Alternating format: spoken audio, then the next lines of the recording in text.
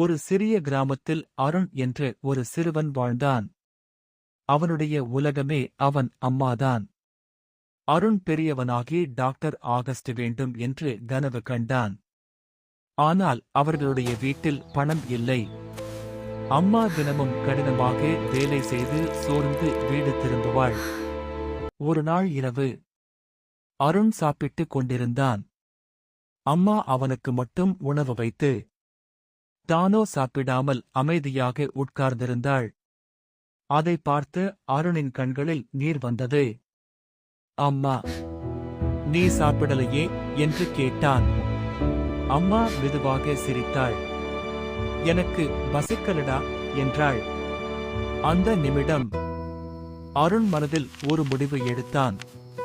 நான் நல்லா படிச்சு ஒரு நாள் உன்னை சந்தோஷப்படுத்துவேன் அம்மா. பல வருடங்கள் கழித்து அருண் ஒரு டாக்டராகி வீட்டிற்கு திரும்பினான்.